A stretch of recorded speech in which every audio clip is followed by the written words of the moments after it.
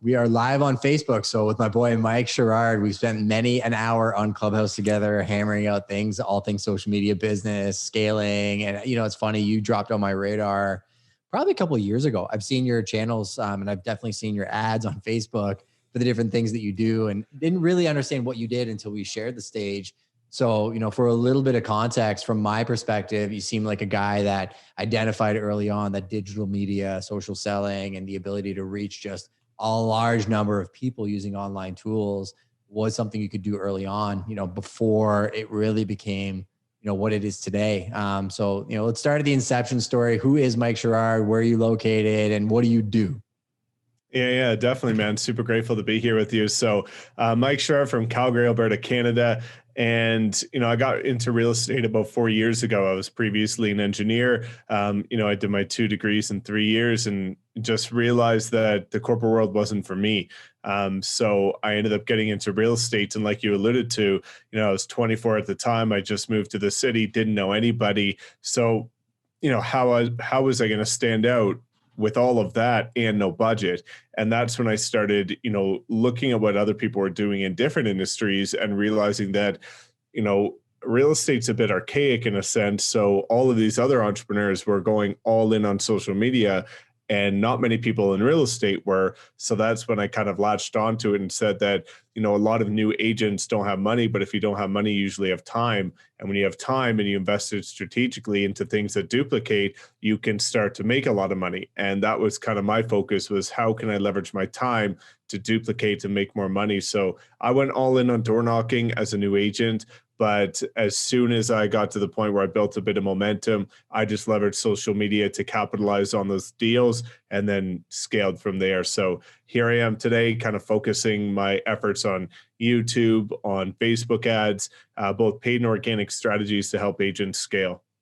Interesting. So let's scale back a second, right? Because I know a big chunk of our audience are actually active real estate agents that, we try and give tips and tricks to and whatnot. So, back in your boots as an agent, you sell a house. So how are you using, how did you use at that time social media to scale a business from a person that's actually in production?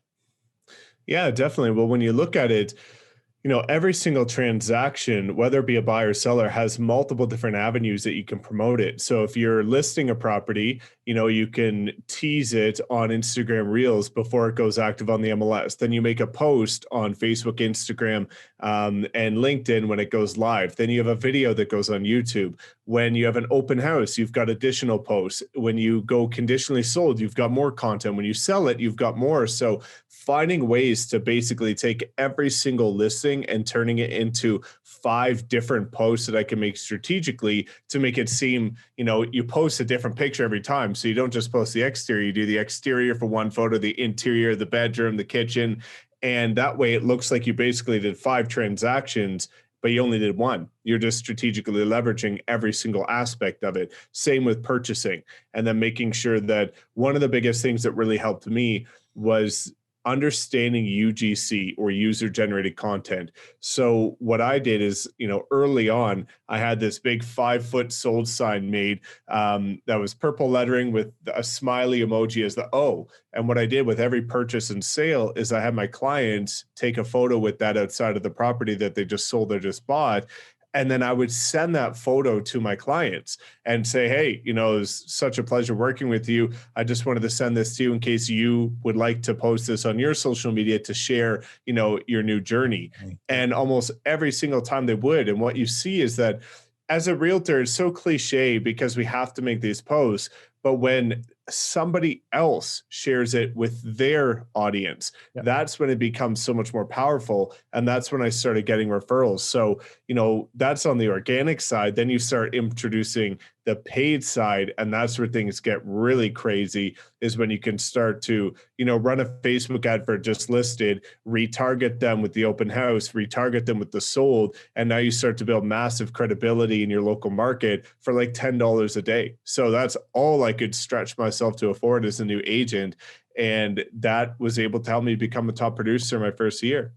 Yeah, it's interesting because what you're explaining is what people complain about quite frequently, right? I don't have any listings to post content on. I don't, have anything. All these other agents are selling 30, 40 properties. And, at a time. And it's funny because it is deceptive, right? There's a lot of stuff that people see on social media that I think isn't contextual to what's actually happening every single day in their lives. But what they're doing is they are stacking and they're using things, their environment that, hey, if I didn't have a listing today, well, guess what I would do? I'd be walking through Upper Richmond Village, taking photos of the market that I want to work in or the market that I have sold in the past and giving some context to what's happening today and showcasing that I'm an expert in that marketplace. And again, now you've taken an organic post and you've turned around and been able to captivate an audience through paid, which I mean, people aren't even really doing at a very high level, right? To be quite frank with you, if you look at other people's that are running digital advertising, it's still a big open green space. Don't you agree? Oh, big time, man. And I love it because Facebook introduces something like the special ad category where you can no longer reduce the target radius. You can no longer adjust the gender or the age, Yeah. which all of these realtors got all in a flap. And I'm sitting over here like, I never adjusted that anyway. It has changed zero about how I run ads. So if you properly understand the sequence of top, middle, bottom of funnel audiences, you can do wonders with Facebook ads with very little budget, but most people don't understand that. So they're just kind of throwing spaghetti at the wall, seeing what sticks. And then Facebook introduces one little quirk, and now what they did doesn't stick. Whereas those who properly understand the consumer journey and leading with value is a big thing, and building relationships, that is what really made a big difference. So nothing's changed, but it's basically weeded out the people that didn't know what they were doing. The cream rises to the top, as they say. And actually, I want to touch on that one point, and I want to give the audience a lot of value here because I think you said something that they may not have realized, right? And just from my perspective, I'd love for you to correct me or give a critical opinion or agree, whatever you want. When people are running Facebook ads, they can get so dialed into, I know who my audience is. It's going to be this person, and this is their interests, and this is where they live, and this is the area, and everything else. And they put all these things in place rather than letting the multi-billion-dollar company just do what it does, right? Yeah. I've learned from my buddy Dustin Brome that, quite frankly, leaving it almost as wide as possible and running it for a longer period of time is better because the algorithm learns and it wants to serve it to the right people, but it sometimes takes a little bit of time to get there, right? So do you think people are overcomplicating the targeting when they're doing online advertising? Oh yeah, of course. And there's, people in my program that, I tell them to go wide, and I get endless comments on that video in the program where they're just like, but Mike, I thought you had to target, and can you exclude realtors, and can you do this? I'm like, guys, you don't have to, right? As you alluded to, this is $1 billion company, probably eventually $1 trillion company that knows what they're doing. So, there is strategic ways to niche it down, and we can get into that at a high level, but you don't have to go straight to the nitty gritties, which I think people overanalyze. So, let's look at a simple 3-step process: top, middle, bottom of funnel, right? And I think this is what I try and do when I educate people on social media, is not just show you the tutorial of how to do it. I want you to understand why you're doing it, because when you understand why, now if it starts to, your lead cost goes up, you know how to change it. If it's not working, you know how to adjust it. And I think educating is really important because, again, a lot of people just make false assumptions based on one YouTube video tutorial that they watch and now assume that, they're going to be generating hot leads tomorrow. So if you want, let me explain why most realtors fail and why there's different strategies to help you succeed. So most people don't understand the top, middle, bottom of funnel. You've got top of funnel, which is cold audiences, cold leads, which is what most people are getting. You've got middle of funnel, which is warm leads, which is warm audience. And then you've got bottom of funnel. Now, the goal is properly to take people from unaware to aware by bringing them into the top of funnel, building trust with them and nurturing them to get them to the middle, and then converting them with more direct content to bring them to the point where they're booking closed deals. Now, the biggest problem with realtors is they start from day one running a lead generation ad. 100%. So the problem is that they're running a middle of funnel ad to a cold top of funnel audience, expecting a hot bottom of funnel, ready to close deals tomorrow person. But that doesn't happen because that's completely going against the entire consumer journey that every marketer uses. So the right way to do it is to follow that sequence where you bring them from unaware to aware, build trust, then convert. So it's as simple as starting with a reach ad, right? Getting yourself in front of people, building awareness, not focusing for the first 2 weeks on generating any leads. You're generating brand awareness. Once you have brand awareness, you've got the data to create your custom audiences for retargeting. And now you can start to retarget those people. And then once you've run maybe 2 weeks of retargeting ads, you've got enough data to see who is engaging with your content to create lookalike audiences. And now you just let Facebook's algorithm go do its thing. So it's a very simple 3-step process, but a lot of agents struggle with delayed gratification or spending a dollar, not knowing that tomorrow they're getting 2 or 3 out. So they struggle with saying, I'm going to take 2 weeks, $10 a day, and my focus isn't on generating leads. That seems so backwards, but that's how you build relationships. And you have to remember that at the end of these leads is an actual person that you're supposed to be building actual connections and relationships with. And that's the biggest thing I see, Justin, is everybody says, well, I get into real estate because I love working with people and helping people so much. But then they treat leads like objects and numbers, which is completely misaligned with it being a person-to-person business. So the more you can leave a value like you do with your incredible Instagram videos and with your channel, the more trust and relationships you're going to build, the higher you're going to convert. Yeah, I mean, that's an amazing breakdown. I'm happy we're recording this, and then people can just rewind that and then go step by step, because you walk through the entire process top to bottom, right? And I think each one of those steps you've learned through you putting in your 10,000 hours and trying what works and seeing what doesn't work. And, you explaining the consumer journey is an interesting conversation, because I think we're going into a time that's very different than any in the past when it comes to sales, right? There's people that have been in this business for 50 years and have seen various life cycles of markets, up and down markets. And, the day and age where we grew up, where it was big box advertising, and they were looking at, what smells would trigger me when I walked into a store. Where do you place the item so the consumer is more likely to grab it and everything else? And it almost gamified the buying process. I feel like we're going through a digital revolution right now where the consumer is now back at the forefront. Instead of being treated like a number, the companies that are having the most success are looking at the consumer data and responding with what the consumer wants, not necessarily what the company thinks they need or really pushes the profit margin. And actually the profit margin conversation, like looking at a P&L at a firm like this, we do things that from a business perspective, a consultant would come in and be like, that's a gigantic waste of money.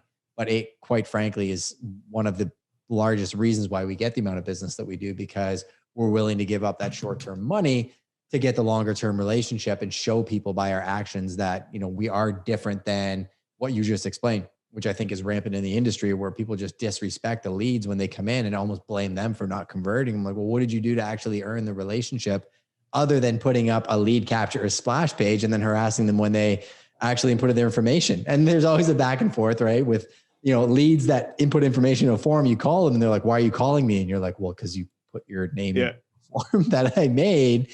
But, go and find a solution, right? Go find a reason, what form did they fill out? Okay, cool. They're building a new home. Go create a piece of content around that. Now retarget that audience, and you'll find out of the 1,000 people that you got, maybe there's 200 that are actively searching. Okay, now break down how they can succeed without you. Go tell them how to build an actual house and get the best deal with the builder and everything, so much so that they actually want to work with you, which is what you're explaining, right? Exactly. Yeah, it's wild. So let's go back to your journey. So you're in the field, you're working, you're creating content, you're capturing leads, you're becoming the top producer in your marketplace. At what point did the digital shift really get your attention? For you to realize that, this is a space that I enjoy and I want to pour myself into. Yeah, definitely. Well, I was always super anti-social media, like could never imagine taking selfies or videos and, but I just realized that it was so relevant. So I just was super consistent on every single platform as a new agent. And then I think it was about 10 months after I was licensed, I was ranked number 2 in my city by Property Spark as the number 2 agent on social media in Calgary. And that kind of got my attention. I was like, okay, people are starting to take note of what I'm doing and documenting this journey. And as soon as I got that, I just went 100%. So I started really diving deep into leverage, because I think again, you hear all these people, especially on YouTube, that are saying cold call for the rest of your life. It's the greatest thing, circle prospecting, door knocking, all of this stuff. Like, I don't care who you are. There's no way anybody can tell you that they enjoy door knocking, cold calling for hours unless you're not psychologically correct. So it's not a fun way to build a business. Yes, it's necessary to build your foundation, but you should be able to graduate from that, because as Warren Buffett says, if you don't find a way to make money in your sleep, you're going to be working to the day you die. If you only grow your business when you're putting boots on the ground or the phone to your ear, you're going to be working to the day you have to retire, not the day you want to retire. So I started looking at how can I focus on leverage and duplication. And when I started looking at the engagement that the audience had, especially with the way that I kind of introduced a unique color to my branding, it really stuck with people to the point where I just ran with it. And the purple is the color. I was actually going to mention that. I saw your backdrop, and I know the car, and I mean, you carried through. So this is another lesson for people in terms of branding and online personas and whatnot. So explain the color mindset, explain kind of how you apply it in your day to day. Yeah. So personal branding is so important. And when I was, as a new agent getting into the industry, again, I was very much a student of the game and looking at what other people were doing. And, I look at people like Ryan Serhant and I'm like, okay, I know him, but I don't know which brokerages he's at. Yet at all the brokerages in my city, they're saying, fly the flag, use the colors, do the thing, everybody's going to work with you because you're at ABC Realty. But I look at all the people that everybody knows and I can't even tell you which brokerage they're at. So that's when things clicked to me about the idea behind a personal brand. Now, again, as a new agent, I didn't have the money to be sending out mailers, getting bus benches, billboards, things like that. So I leveraged a passion, which is the foundation of a strong personal brand, something that's authentic to you. And my passion is cars. And when I look at it, I was wondering, how can I turn my car into like a tasteful rolling billboard? No realtor face, no business card on the side of it kind of deal. How can I leverage this in a way that sticks out in a very tasteful way?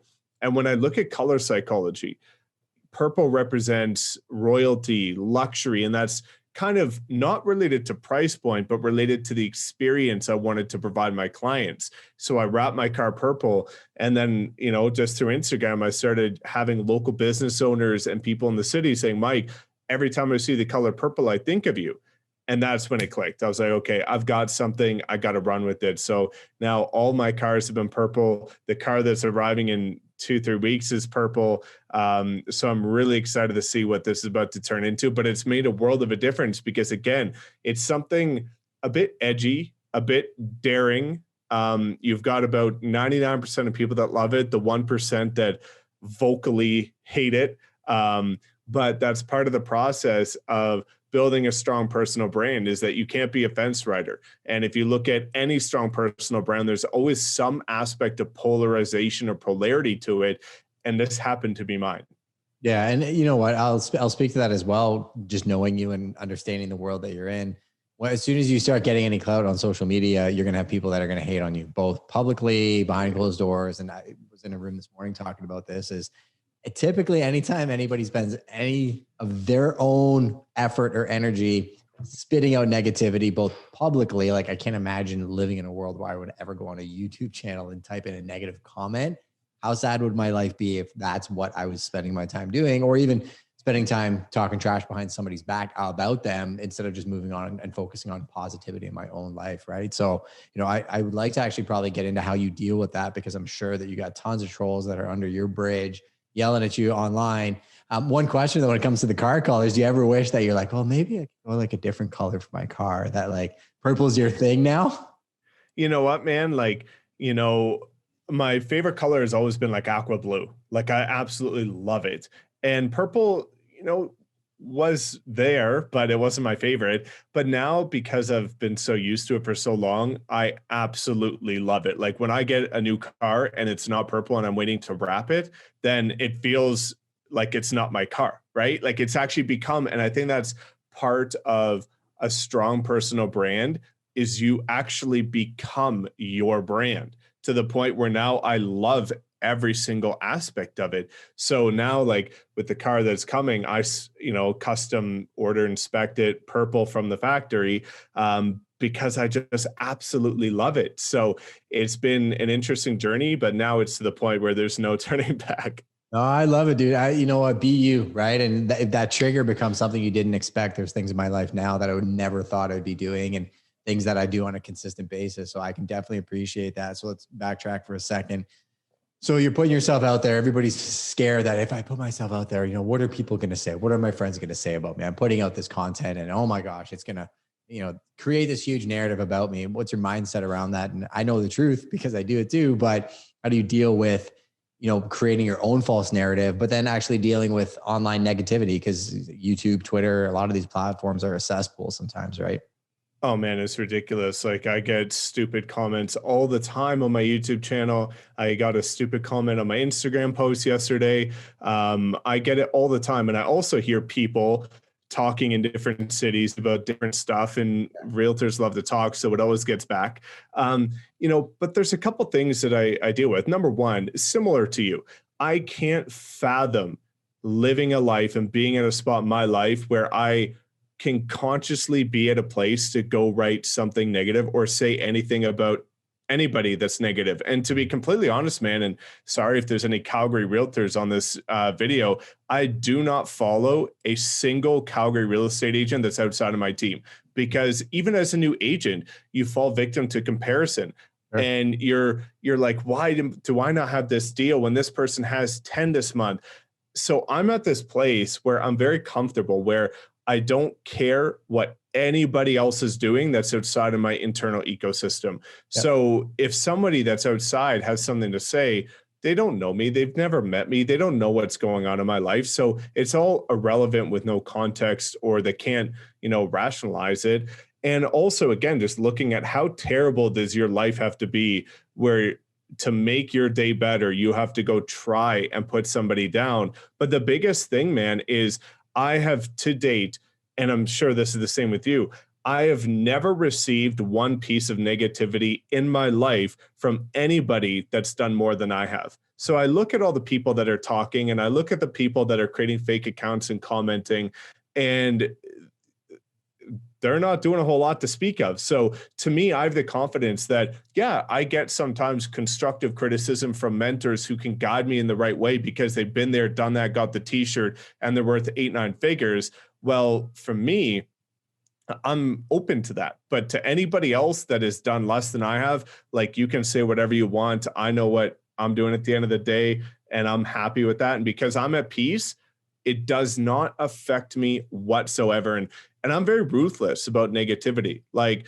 if you write any negative comment, any sort of story replies, anything, I do not even reach out to you and ask you why, what, engage in a conversation. Wow. I've got like a block list on my Instagram of over 500 people, because if you write one negative thing, I'm blocking, deleting you like that instantly. I do not have any patience.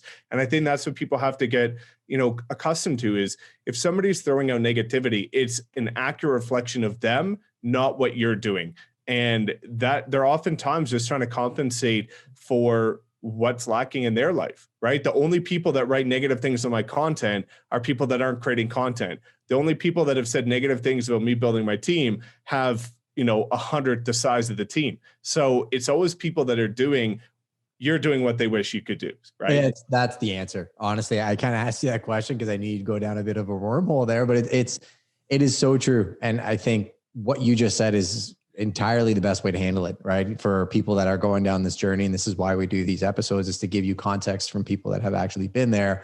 Never in my life have I seen anybody that I respect treat anybody like that publicly or even privately. And to the point where when I hear people saying things like that behind closed doors, I just get out of the room and quite frankly lose a lot of trust and faith in them. It's like if I go to lunch with somebody, they disrespect a server because it makes them feel good, you're probably going to have a very hard time coming back from that in my books. Right. And, blocking people, I'll be a little vulnerable too. When I was coming up in the business, I would do that. I'd be following agents in my market, and everybody does it, right? Everybody will have comparison syndrome, because going back to what I said earlier, you'll see posts and sales and other things, and I'm this and I'm that. And you tend to feel bad because you're like, well, you know what? I sold like 20 houses in the last couple of months, but I didn't sell one this week. Oh my gosh, this person, like the negativity that comes in. What I started doing was just either unfollowing or blocking anybody that would bring those types of feeling into my world. Even people that maybe I like and respect to a certain degree, if there wasn't an actual engaging community building relationship there. So like I support them, they support me, whatever that is.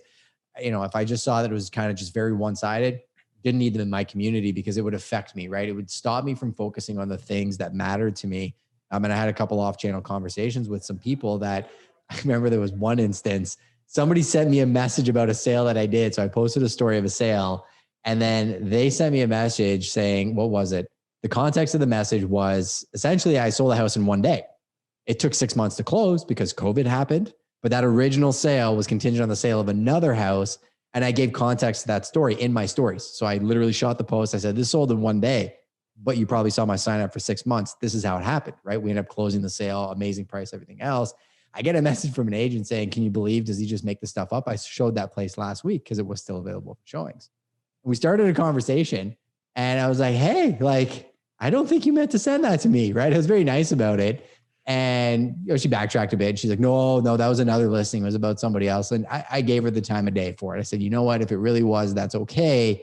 If it wasn't, you can tell me. If you just own it and tell me, we can be friends. I like you. I got no issue with you and everything else. And it got into a deeper conversation where she was telling me about the comparison syndrome, right? About this other person that she was following that made her feel a certain way. And I just told her, I'm like, just block him. She's like, what do you mean? I'm like, just block him. I'm like, if you don't like seeing his content, you don't need to, right? Yeah. And everybody can take that advice for every platform you're on. If you're on TikTok and you're seeing people getting beat up, stop watching those videos because TikTok's going to keep feeding them to you. Click the little 3-dot button, click not interested. Next time you see something you don't like, not interested. Curate your feed. YouTube, I'm learning this, right? And I definitely want to spend some time talking about YouTube with you. I took an account that I had that was 5 years old that I followed with so many random channels, subscribed to everything. I cleaned out that closet because I'm building that. I'm building my rocket ship right now. But I'm very thoughtful about curating the channels I follow, the ones I comment on, the stuff I want to see. How would you guide a newbie that was going into, say, the YouTube world or any feed world and curating, a beautiful kind of universe for them to play in? Yeah, definitely. I think it's exactly like you're talking about, which is be very cautious of what you're filling your pipeline with, because oftentimes, if you're filling your pipeline with content that isn't really right for your mindset or vice versa is very distracting, stop checking that content out. Even I found myself, I'm a big watch guy and obviously into cars. And I tried to start limiting the amount of videos I watch like that on my, little 15-minute breaks, because then when I'm working hard and a new one comes up, I'm inclined to watch it and you start finding distractions throughout the day. So I try and curate all my feeds to be, again, very good for either mindset, business growth, or educational style stuff, which can be difficult to get away because typically, people use social media as a toy and I try and use it as a tool. And when you use it as a tool, you can use it to your advantage to, again, elevate your business, study different things, find different quirks.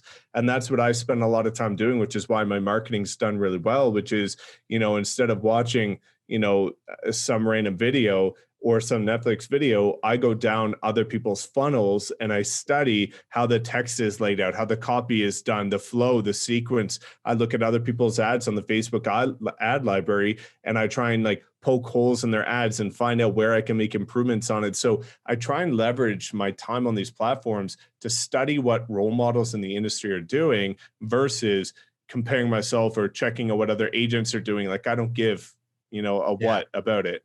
Sure. And I get that, right? It took me a long time to learn it. So I respect you a ton for having that internal knowledge. And, I'm hearing in your voice, there's a lot, you put your ego aside, you're accountable, you have mentors in your life and people you respect that will give you a one-over on what you're doing and you're not scared to change it. And I think that's also a very important thing to have these days is the ability to understand all these platforms are changing on a weekly basis, right? Man, let me give you guys the perfect example of this, right? This is, again, not me saying this. It's just feedback that I get from my YouTube channel. some of the most common feedbacks I get from my YouTube channel is that people think that my channel is underrated and that I should have more subscribers because they see this person over here with double the size and their content doesn't provide near as much value. So I am open to looking at myself, and I realize like, okay, but if you look at these other people that maybe don't provide as much value, but they look like a realtor and they wear the suit, they wear the tie, they look the part. So when you look from a click-through rate perspective, the average realtor that's 50, 60 years old is more inclined to click on somebody that looks like a traditional realtor versus a guy with, you know, in a black t-shirt because he looks like a marketer. So if you start looking at my thumb, Nipsey Hussle and Kobe Bryant picture in the background. Oh yeah. Yeah, that's the awesome. Marathon and Mamba, man. So yeah, I'm always studying how I can make improvements because I have to be self-aware enough to know that people judge. So when people are looking at your thumbnails or your content, they judge what they see at face value before they get to know you. So even if they watch my video and it's the perfect thing to fit what they were looking for, they're never going to see it if they don't make the right judgment up front. So that's why if you look at some of my new thumbnails that's catered towards real estate agents, I actually wear a dress shirt or a suit because I am open to making adjustments. And I know that a lot of people make the biggest mistake of thinking that because they're doing it, people are going to love it. So for example, I had an agent the other day on my team who reached out to me and said, Mike, you know, I'm trying to break into the luxury space in my market. And I look at his content. Agent ever, right? Exactly. But the problem is I look at his content. He's about 20 years old and he looks like a 20-year-old brand new agent just about to get his license. And I asked him, because when you acknowledge it, it's more powerful. Mm-hmm. And I said, you know, if you're a 40-year-old person, worked your whole life to get a $2 million property, do you think you would trust yourself or a guy that's wearing a full suit that looks the part? And he even said, I get your point. I would probably go with the guy that looks like a luxury realtor.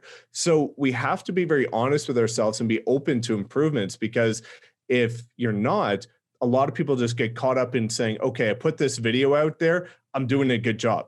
But what kind of video are you putting out there? Do you look like the person you're trying to attract? And being self-aware enough to make adjustments over time, because even as you climb the ranks to elite level content and marketing, there's still so much you can improve on. And I love when somebody like you or James or anybody reaches out to me and said, Mike, have you ever thought about this? Or I saw your video, it kind of made me feel this way. Was that your intent?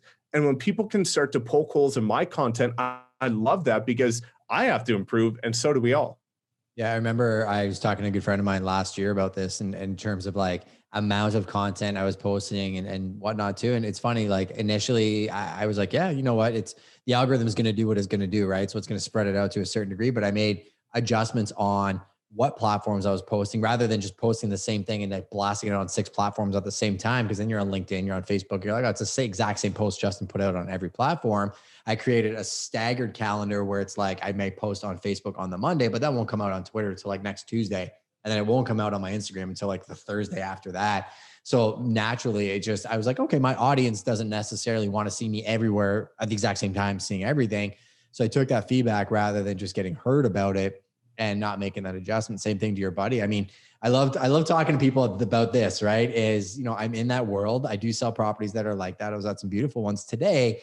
For me, it's a respect thing for the clients that I'm working with. And to me, you know, this is my outfit, right? If I was a hip hop artist, I would be dressed different. That's his outfit. If I was, you know, a wild Kratts animal adventurer, I would be wearing a Tilly hat and a beige vest instead of this one.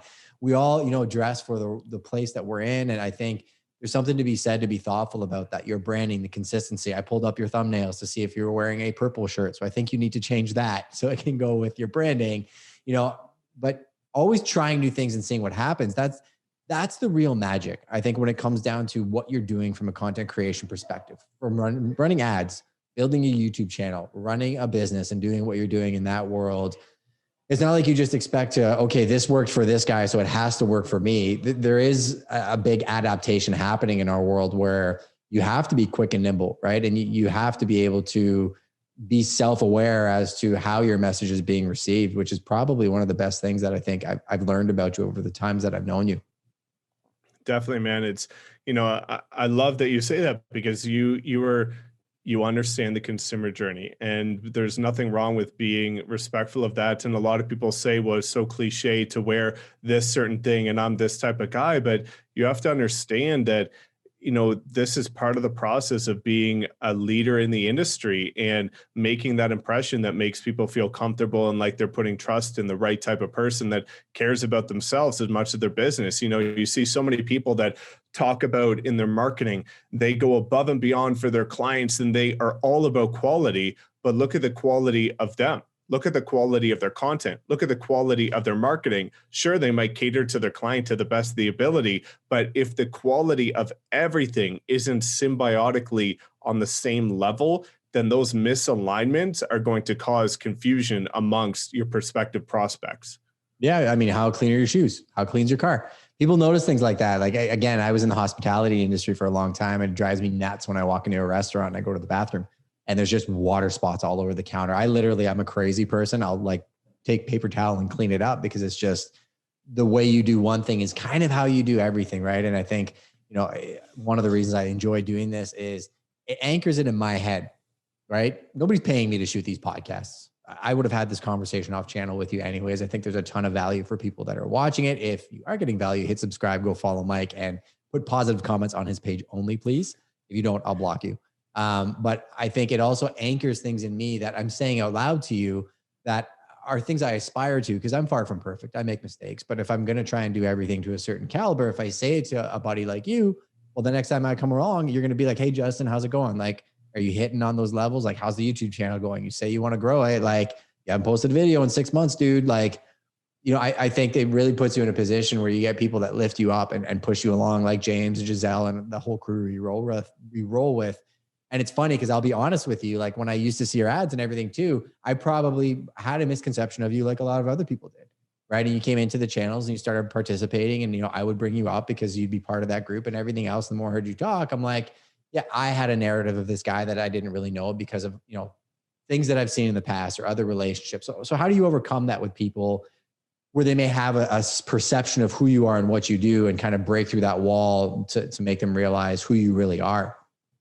Yeah, man. The biggest thing is have a conversation with me, right? Like the biggest thing I hear, because I have, anywhere from 15 to 20 people booking Zoom calls to talk about partnering with me every single week. And I get some people, probably about 85% of people say that, they love my content. They love how authentic and transparent I am, and they love it.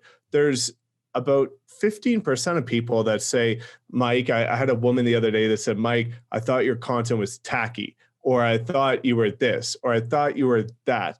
And the biggest thing that people say after they have a conversation with me is that when they have an open and honest chat, I'm completely different than they assumed. So the biggest thing is, the only time I've ever heard negativity or assumptions are 100% of them have never had a conversation with me. For sure. And I'm okay with that, because if they haven't and they're saying those things, then it's irrelevant, and they're always going to be judgments. But if you have had a conversation, you're saying those things, well, now let's talk about maybe what I did wrong or how I can improve as a person. But every single time I've heard about a judgment, it's from somebody that I have the peace of mind knowing that they've never actually just had a conversation with me and got to know. And the people, again, anybody who, and this isn't trying to be egotistical, but anybody that knows me and is, whether it's been through my training or anything, they all say, how giving and caring and how much I over deliver and how I always take the time to listen and how I'm the completely opposite of what most people will assume. And when I know that the people who know me are saying these kind of things, I'm at peace, because I was on a Zoom call the other day with my team, over 100 agents with us on that call. And the last 20 minutes turned into all of these agents saying how I've changed their business, how I've ignited their passion again, how they're so happy that I'm always there for them and that I continuously try and do things. When I know the right people are saying those things and the wrong people are making assumptions, I'm in a completely okay place. Yeah. And I said that for a reason, right? I wanted people to realize, like in my world and in your world too, how many DMs do you get? Hey, let's partner. Let's grab a coffee. Let's do this. I'm a mortgage agent. I can do this for you. And eventually you just have to kind of turn it off and have a bit of a stone wall. And, I saw this guy with this purple background pop up in an ad, and I'm like, oh, he's probably just, putting me down a funnel, not really going to give me any value, because there's so many social media agencies and stuff like that are out there that are trash, that are literally just kids regurgitating probably what you're doing, and other people that are higher level that, are teaching people how to do things and just burning people's cash. But I never made the assumption to the point where I'm like, oh, there's Mike, there's that guy. Like, it never even crossed my mind. I think it just dropped on my radar once. It was there, but I gave you a chance, and then I heard you talk, and then we engaged in conversation, which led to me being like, yeah, come on the podcast, let's talk, right? Because you're doing things your way, I'm doing things my way, but I think we're going to cross paths in 15, 20 years. Be like, remember when we met on Clubhouse and this was happening, and God only knows where our lives are going to be then, right? Yeah, man. And I get so inspired to collaborate with other people, because as you were just talking about, I think it's really important to learn from other people in different lanes, right? I find a lot of people that are maybe in my lane, which is like the social side of things, they talk amongst themselves. And then you've got the top producers, luxury agents, broker owners that, keep amongst their traditional ways. And for me, it's like when I talk to somebody that's focusing more on production than what I'm focusing on, I learn more about them that can help me with my content. If you say something, if I ask you what's kind of going on in your life and you say that you've got some sort of problem, and then I find a way where, damn, that's something I could create a wicked video on, that helps me. Or if you and I are talking and, you're telling me what you're doing and I'm like, hey, Justin, what did you think about highlighting this? It would really help your content. I feel like it's such a unique opportunity to collaborate with each other and find the holes in our buckets, but leverage our own lane to plug that of the others, right? Because nobody's perfect. And I find even with myself, I'm so caught up in what I'm doing sometimes that I don't think externally, but when I talk to other people like you guys and all these other people that specialize in different areas, it starts to reignite my excitement again about different unique angles that we can kind of take. Yeah, and I agree 1,000%. I take ideas from other industries to apply them to our industry, because I think, our industry is pretty tired sometimes, and there's other ways of doing things. And, being on Clubhouse has been such a blessing, because I work through ideas and I bring it back to the house. I'm trying to do that every single week of, okay, how are we going to approach this? How are we going to get new mandates? How am I going to build new referral pipelines for you? And, what does our follow-ups look like? What systems can I put in place so you don't have to follow up with those people as much, and they're getting the information they want at the click of a button, right? Because that's what the consumer wants. So yeah, I really, really appreciate all of your time. We just want to do a quick fire round of questions for you, and then we'll get you out of here, because I know you got a busy, busy day. Let's go. So quick tips for YouTube. If you were starting a YouTube channel from scratch, what would you tell a newbie? Biggest thing with YouTube is highlight what you already know, which is your city, which is your industry. So if you're going to be doing YouTube, create a content calendar for efficiencies, batch your content so you're not doing single pieces of content yourself. Learn optimization ahead of time. The biggest mistake I see is people put out content and they get like 10 views and they spend an hour creating it because they didn't optimize it. If you're going to do something, it's worth doing it well. So optimize, batch, content calendar, and highlight what you're an expert at and what you're passionate about sharing. So optimize, are you talking like titles, tags, like copy, thumbnail, like all the major components? Tags, titles, descriptions, thumbnails, at least have a general understanding of catering your content towards what is in demand by the consumer. And then again, documenting your journey. I think you do a great job at this. This is a person-to-person business. And the more that you give and leave with value in your community, the higher your stuff is going to convert. Yeah, for sure. I definitely do that probably a little bit more than some people. So maybe it feels like you're hanging out with me every day. What are you reading right now, or what are you learning right now? Reading right now, I've got just finished Atomic Habits again. And I've actually got Your Next 5 Moves by Patrick Bet-David coming up the pipeline. The one that I read previously was a game-changing book, which was Building Your Empire. Incredible. Yeah, I've got Atomic Habits on my desk at home. So that is next up on deck for me too. So last question. I'm sure you've heard this one before on other podcasts, but I just like it. If you had a billboard that you could put up so everybody would see it, what would that billboard say? Oh my God, that's such a good one. If I had a billboard, I would literally say subscribe. There you go. I like it. You know what? That's what it's all about. I think people, you're putting effort into something. You want people to feed it so that you can create more of it. And I appreciate the time you spend with me. I appreciate you jumping on the podcast today, my man. This is not the end of our journey, I'm sure. Definitely, man. We'll have to link up and we'll get you on my channel too. So beyond grateful for your time because I know you're a hustler and time for you to get back to crushing those deals. All good. I batch my content, so we're good. Have a great day, man. Take care. All right, see ya.